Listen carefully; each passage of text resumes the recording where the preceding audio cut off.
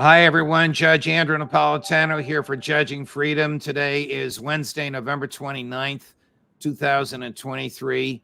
Congressman Andy Biggs, a Republican of Arizona, joins us now. Congressman Biggs is coming to us from an office on Capitol Hill.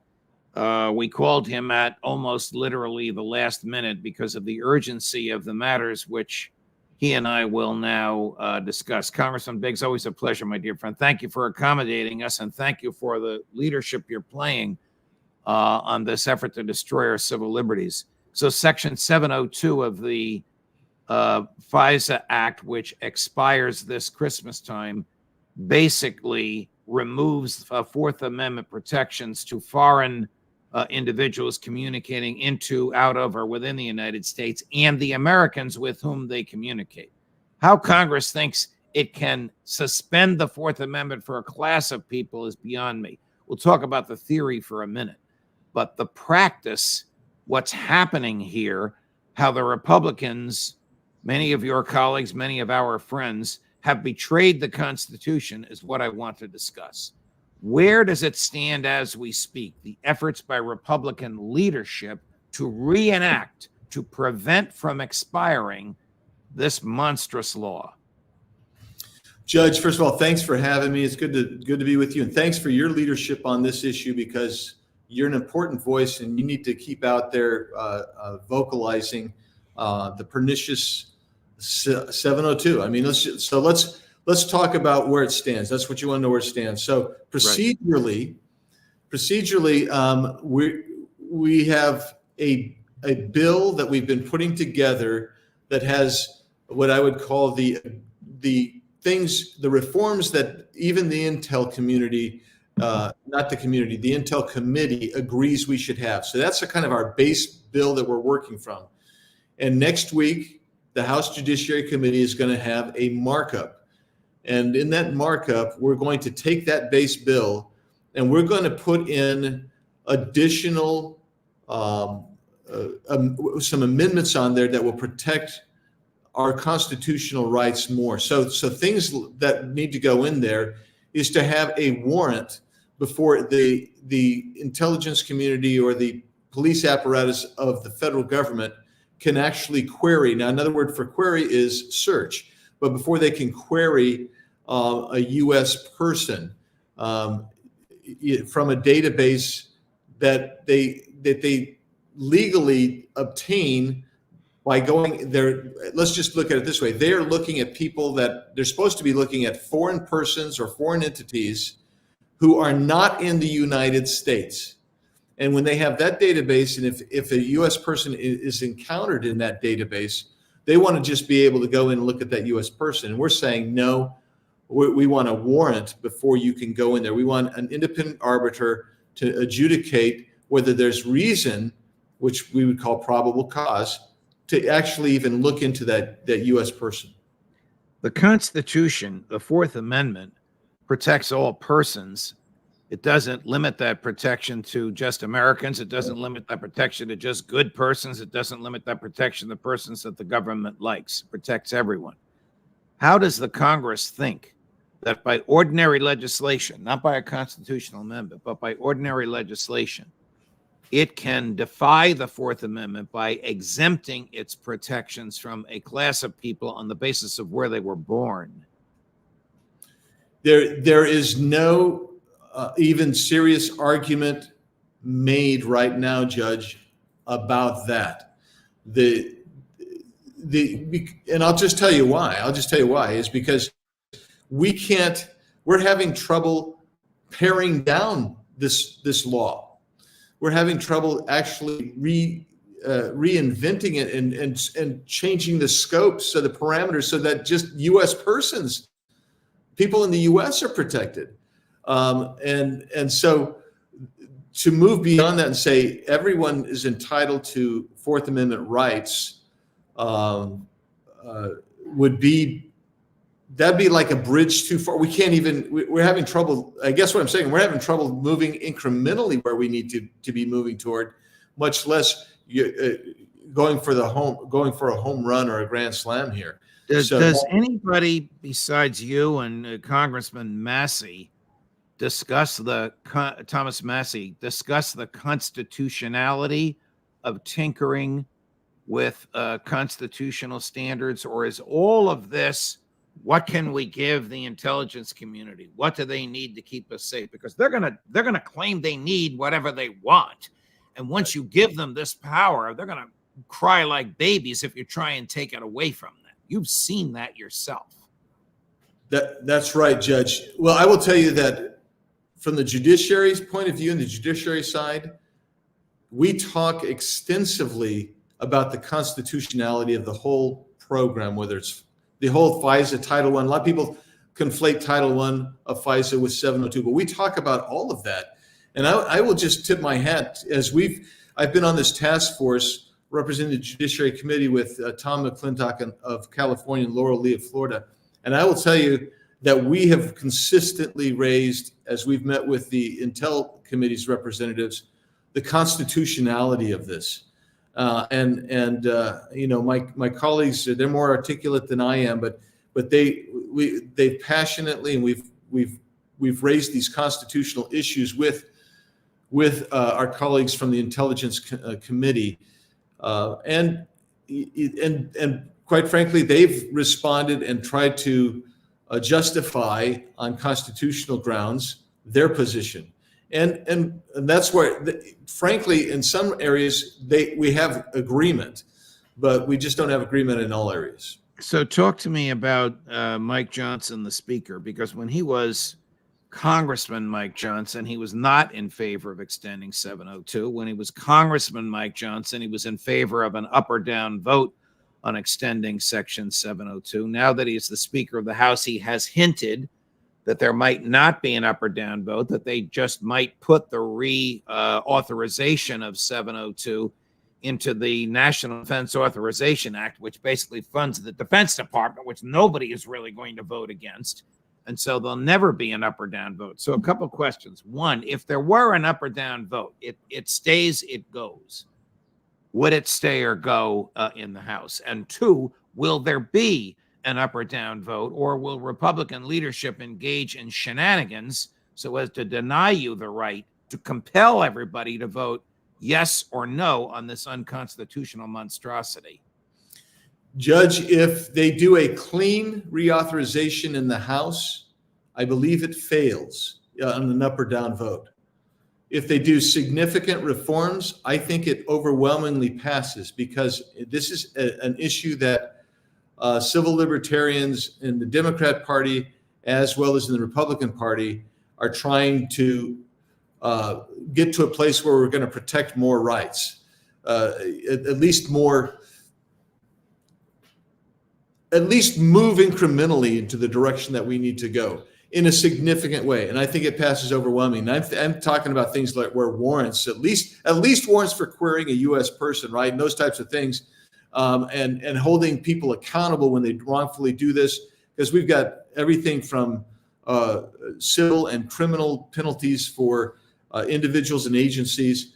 But the bottom line is, if we can get something meaningful, and we've put something out that I think is meaningful. It's not everywhere that we want it to be, but it's significant. I think that passes overwhelmingly. When is the last time that an FBI agent or an NSA agent was punished for unlawfully hacking into America and Americans' computer communications? Probably never. I don't believe ever. I was told by someone at FBI that one person had, but that was years ago. But Judge, that's the point. It's the fox guarding the hen house to hold these guys accountable, these agencies accountable, and that's why you have to hit them where they live, and that's financially. You have to also, I think, at least put in the laws so that they know that they're violating the law. And if we ever get someone with integrity to go in and go after them, then they'll have a mechanism to do that. When you ask them why they need to spy on us, what do they say? Because there's a terrorist behind every bedpost and in behind every refrigerator, and we have to find them, and the right to privacy be damned. Yeah, that's exactly what it is. You can hear the same stories over and over again. They'll say, "Here's how we thwarted this person. Here's how we found this person." It was all with 702, or it was all with FISA Title I. And if we don't do this, we're going to miss all of these security and safety measures in place. We won't know what's happening, and the U.S. will be more dangerous. And I find that almost laughable especially from a regime that has an open border, where they acknowledge that there are international terrorists, criminal gang members, drug and human traffickers coming across their border in one area. The area I live in, the Tucson sector. I don't live on the border, but I live in the Tucson sector. More than 2,000 people a day coming in that they're not vetting. They don't know where they are, who they are, where they're going. So I find it laughable to say we're going to impose these kind of constraints on the American public so we can keep you safe. It's odd. Tell me about the FBI and the intelligence community purchasing databases from the private custodians of them and then mining those databases. In other words, the FBI can't get a search warrant just to go through Google's database. If I use Google to communicate with you and everybody else, and the NSA theoretically can't get a FISA warrant just to rummage through a database. I happen to think the NSA rummages through everything, but that's another issue for another time. I want you to tell me and tell us about the phenomenon of the federal government doing indirectly what it absolutely is prohibited from doing directly by purchasing private communications from custodians of them. Yeah, that is exactly what's happening. So they will buy from, and it isn't just like companies you've ever even heard of. I mean, like Google's got a massive database, obviously, and others do as well. But there are private vendors that will go in and accumulate data. So let's say that you go to a grocery store, Judge, and you sign up to get their little deal so you can get set specials and sales. Well, now all your information's in there. That information is floating around and gets sold elsewhere. And the federal government and its police alphabet soup of police agencies buy this data, and then they can mine it. As you say, I'll give you an example of one called the Hemisphere program. So it's not just in FISA. I mean, people need to understand this. This isn't just in FISA and NSA and FBI. You had a group buying in the Hemisphere program. They were buying data, and then after January 6th, they were using that to try to put people on the Quiet Skies program, which means you're a domestic terrorist, and they're going to take away your right to travel in the U.S., all without any kind of due process, right? So that's called the Hemisphere program. A report has just come out recently on that, exposing that. So we have to clean that up as well. But this is the weaponization of the government, and what they're doing is what you're talking about. Is they're essentially making these data brokers as their middlemen, as their agents, and they're claiming that they have the ability then because they're not directly engaged. That's not true, though. The law is very clear on this. You cannot employ someone else to do what the federal government has no right to do. And the case law, I think, is pretty clear on that over time. So that's what they're doing, and we're trying to fight back with this 702 reauthorizations, because the entire FISA thing is not up for reauthorization. It's just 702. Right. We're trying to get reforms and attack the entire FISA program as well. Is this a unique combination of progressive Democrats and libertarian Republicans against the leadership of both parties who want to do the White House's bidding, or is that an oversimplification on my part? Well, I think it's bigger and broader, the movement in the House. So you have the people who I wouldn't necessarily would say are necessarily civil libertarians, but they do understand the constitutional ramifications to a certain extent. They also understand that the federal government's been weaponized. So you have, don't forget, you have the Democrats have been victims of this weaponization as well, and so they want to protect the civil liberties of their people, just like we want to protect them of our people. So I think, Judge, I just think if we got something meaningful and added some enough protections in there, or renewed protections in there, that you would actually see a supermajority of the House vote this out, which would put pressure on the Senate, which the Senate, by the way, Schumer and those guys, they want to do a clean reauthorization of FISA and 702, not FISA doesn't need reauthorization.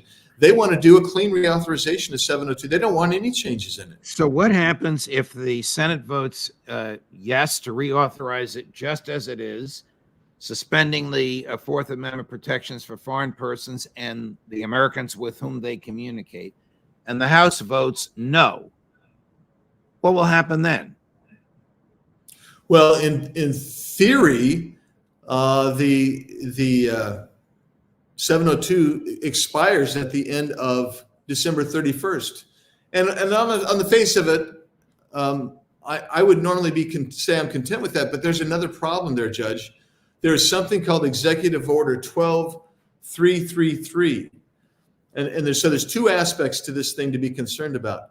The authorities under 702 do not expire until April 11th of 2024. So even if 702 itself got sunset on December 31st, the authorities would continue on for 3.5 months, right? Right. So that's why you've got to do something more than just let it expire. The second thing is, this executive order is really what the fallback position will be from all of these alphabet soup espionage agencies of the U.S. This is an executive order signed by Ronald Reagan with such ambiguous language that the alphabet soup, FBI, NSA, BATF, whatever they are, can interpret it however they want. It's up to the President of the United States. I personally asked Donald Trump to rescind that executive order, reminded him that he himself was victimized by it. I wasn't able to succeed in one of my many privileged conversations with him. Perhaps there'll be another opportunity. I don't know. But the point is, if Congress doesn't authorize this stuff, if Congress affirmatively votes this down, it's hard to believe that the government would continue to do it anyway, just because the president told them to do it. Judge, before I got to Congress, I think you're saying that facetiously, because before I came to Congress, I would have thought the same thing. But I would say that this administration is particularly lawless, and these intelligence community agencies, they in particularly are lawless, and they do what they think that they want to do, regardless of what the law is. Now, they'll tell you that they're following the authorities that they have, they're operating within the authorities that they've been delegated to them by Congress. But my experience and what the inspectors general, I mean, Horowitz did some really good work, but what we have seen is that is not necessarily the case. So even if Congress affirmatively, if let's say that both the House and the Senate said no, and we let it expire, or we affirmatively voted to eliminate the program, and Joe Biden signed it, that's the only time I would believe that you actually had a chance to actually bring it under control, except for what we have seen under both Democrat and Republican administrations. The bureaucratic state, the fourth branch of government that's illegitimate, would go ahead and continue acting. And until Congress defunded them and made sure they didn't have money to do this act, they would continue. Wow.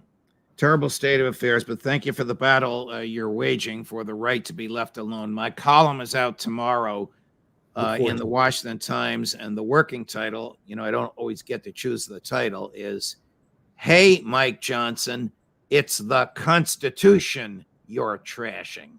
We'll see if it has any legs. Thank you, Congressman Andy Biggs. Always a pleasure, my dear friend, no matter what we're talking about. Keep up the fight for human liberty and constitutional protections. Absolutely. Thank you, Judge. Thank you very much. Of course. All right, coming up right now in a couple of minutes at 11:30 Eastern, Professor Jeffrey Sachs, and this afternoon, Phil Giraldi and Professor Jeffrey Mearsheimer and the great Max Blumenthal. Judge Napolitano for Judging Freedom.